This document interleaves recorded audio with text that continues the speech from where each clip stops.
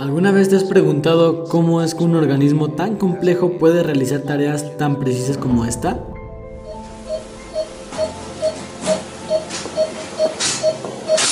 O esta. Incluso esta. Bueno, nosotros te hablaremos de uno de los órganos más complejos y fascinantes que hace posible cada una de ellas. El encéfalo. El encéfalo es un órgano que se encuentra en la parte más superior de nuestro cuerpo, en la cabeza. Se encuentra dentro de nuestro cráneo, protegido por nuestros huesos craneales y por varias capas llamadas meninges, las cuales llamamos pia madre, dura madre y aracnoides. Todas estas protecciones, además de una irrigación de sangre oxigenada y nutrientes en grandes cantidades, no son en vano. El cuerpo quiere a toda costa mantener este órgano vital, como veremos a continuación. Antes que nada, debemos saber qué compone nuestro encéfalo. Sabemos que los organismos vivos están hechos de células, pero ¿qué tipo de células pueden dar pie a tan compleja estructura? Sin duda alguna, son células igual de complejas las que deben de conformarlo. Estas, entre otras, se llaman neuronas. Lo que hace posible la producción de energía para la comunicación entre neuronas se da mediante un proceso llamado potencial de acción. Durante un potencial de acción se abren y luego se cierran dos tipos de canales, dependientes del voltaje. Estos canales están presentes fundamentalmente en la membrana plasmática del axón y en los axones terminales. El primer canal que se abre, el canal de sodio, permite el ingreso rápido del sodio hacia el interior de la célula, lo que produce la fase de despolarización. Luego se abren los canales de potasio y permiten el flujo hacia afuera del potasio, que genera la fase de repolarización. La fase de poshiperpolarización se produce cuando los canales de potasio, dependiente del voltaje, se mantienen abiertos. Una vez termina la fase de repolarización, un potencial de acción o impulso nervioso consiste en una secuencia de procesos que suceden con rapidez y disminuyen o revierten el potencial de membrana y que finalmente lo restablecen al estado de reposo, que dan origen a nuestros pensamientos, movimientos, recuerdos, incluso emociones. Este se da entre las conexiones que tiene cada neurona con otra. A este proceso se le llama sinapsis. También hay otro tipo de células que se encargan de dar sostén, mantenimiento y alimentación a la neurona.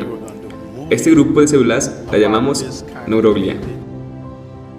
A continuación, veremos los diferentes apartamentos con los que trabaja el encéfalo. El encéfalo se conforma de tres estructuras principales, cada de una de ellas con diferente función, claro está. La primera y la más grande quizás sea la más famosa. Este es el cerebro. Seguramente lo has observado en infinidad de películas como el monstruo de Frankenstein. El cerebro se divide en hemisferios, de los cuales tiene dos, el derecho y el izquierdo. A pesar de ser prácticamente iguales, ambos toman diferentes roles. Uno es más activo durante procesos creativos y artísticos, y el otro, por el contrario, se activa al resolver procesos lógicos y problemas matemáticos. A su vez, los hemisferios se dividen en 4 lóbulos llamados frontal, parietal, occipital y temporal.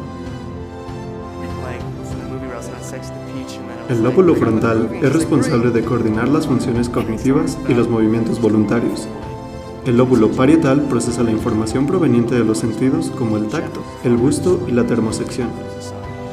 El lóbulo occipital procesa la información proveniente de la visión y finalmente el lóbulo temporal procesa la memoria, además de relacionar la información proveniente de los sentidos con los recuerdos.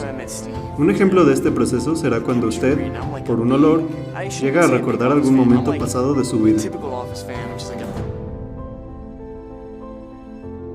Un ejemplo de la importancia de cuidar nuestro cerebro es que cada lóbulo está relacionado con una parte importante de nuestra percepción sensorial. El daño en alguno de estos lóbulos puede resultar en la pérdida de algún sentido. Como al sufrir una caída que dañe nuestro lóbulo occipital, podríamos quedar completamente ciegos.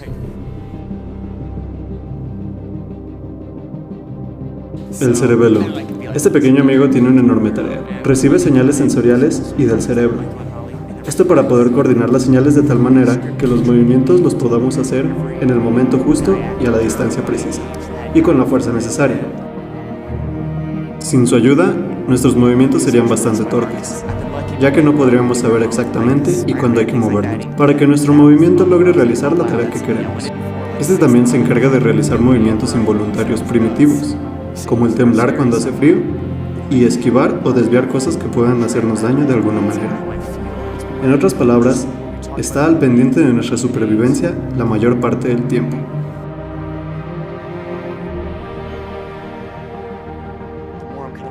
El tallo encefálico, también conocido como bulbo raquídeo, actúa como el medio por el cual se pueden comunicar la médula espinal con el cerebro y el cerebelo. Prácticamente actúa como un puente por el cual las tres vías se comunican entre sí, ya sea mandando o recibiendo señales. Además, tiene una serie de funciones vitales, las cuales son intervenir en la conciencia, el control cardíaco, la respiración y del sueño. Esta estructura se encuentra más inferior que el encéfalo y se encuentra en la parte superior de la médula espinal. En todo momento, las neuronas cerebrales generan millones de impulsos nerviosos, potenciales de acción. En conjunto, estas señales eléctricas se conocen con el nombre de ondas cerebrales. Estas ondas cerebrales, producidas por las neuronas próximas a la superficie cerebral, principalmente de la corteza. Gracias al desarrollo de la ingeniería biomédica, estas señales pueden detectarse y medirse con sensores denominados electrodos, que se aplican en la frente y en el cuero cabelludo. El registro de estas ondas se conoce como electroencefalograma o EEG.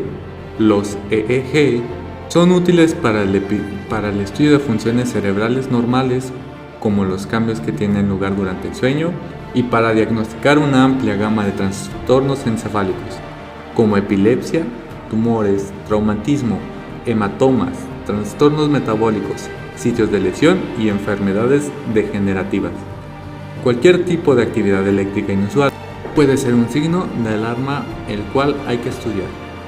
¿Sabías que alrededor de 100.000 millones de neuronas y entre 10 y 50 billones de células de la neuroglia forman el encéfalo, que pesa 1.300 gramos en el adulto? En promedio, cada neurona presenta 1.000 sinapsis con otras neuronas.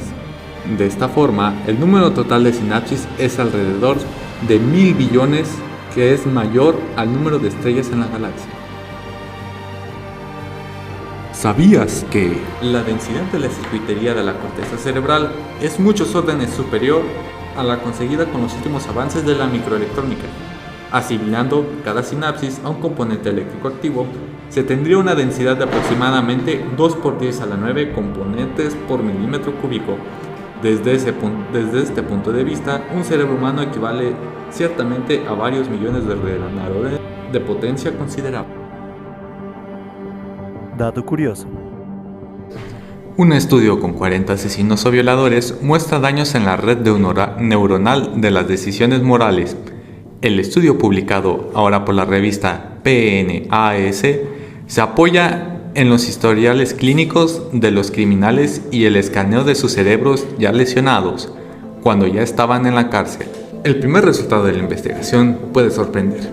En ninguno de los casos consigue la localización exacta de la lesión. Creo que es difícil entender incluso para los neurólogos y los neurocientíficos, dice el profesor en neurología de la Universidad de Vanderbilt, Estados Unidos, y principal autor del estudio, Ryan Derby. Nuestra hipótesis es que las lesiones se produjeron en distintas partes de una misma red cerebral conectada. Dato curioso. El deporte puede ayudar a combatir la depresión y la ansiedad. Según Ana Contreras Barrocio, médica residente de la especialista de medicina de la actividad física y deportiva de la Dirección de Medicina del Deporte, adscrita a la Dirección General del Deporte Universitario. en una charla transmitida por Facebook Deporte UNAM. Ya que la serotonina es un neurotransmisor que utiliza el cuerpo para enviar mensaje entre las células nerviosas, influyendo en el estado de ánimo, las emociones, el apetito y la digestión, y que la noradrenalina es una hormona producida por las glándulas suprarrenales y liberada en el torrente sanguíneo para transmitir señales nerviosas que ayudan a regular las funciones cerebrales como el humor, concentración, atención y memoria. Veamos si puedes intuir lo que ha pasado en este caso con la información que te hemos dado hasta ahora. No te preocupes, al final daremos la respuesta correcta. Si eres fan de las artes marciales, muy probablemente hayas visto la aplicación de la llave llamada Mataleones. ¿Qué crees que haya pasado en este caso?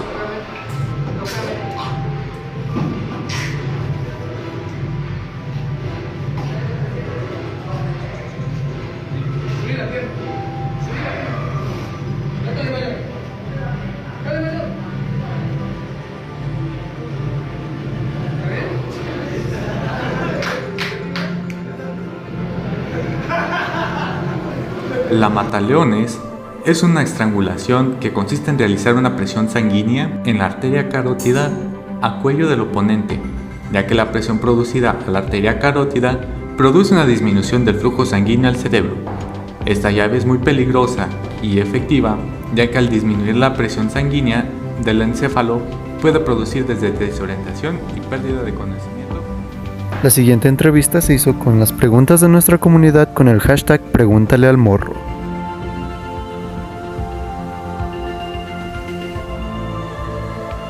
En cuanto a la pregunta, ¿cuáles son las formas más comunes de dañar el encéfalo? Bueno, la respuesta es que hay múltiples, entre las cuales tenemos más comúnmente el traumatismo craneoencefálico, siendo el número 1. Siendo el número 2 en cuanto a incidencia, los accidentes cerebrovasculares o ictus. En tercer lugar tendríamos los tumores cerebrales. En cuarto, las anoxias cerebrales. Y por último, las infecciones cerebrales. La mejor forma de evitar daño cerebral en tu vida es haciendo ejercicio, comiendo bien, llevando una vida sana y evitando golpes en general.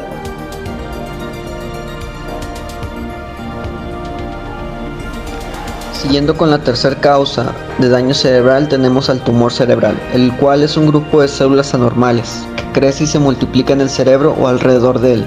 Los tumores se pueden destruir directamente las células sanas del cerebro, también pueden dañarlas de forma indirecta, al invadir otras partes del cerebro y causar inflamación, edema cerebral y presión dentro del cráneo. Eso ha sido todo por hoy. Muchas gracias a Daniel Santana Hermosillo, estudiante de medicina, por responder a nuestras preguntas y las de nuestros seguidores. Esperemos que te haya gustado, déjanos un like si te gustó y nos vemos en la próxima.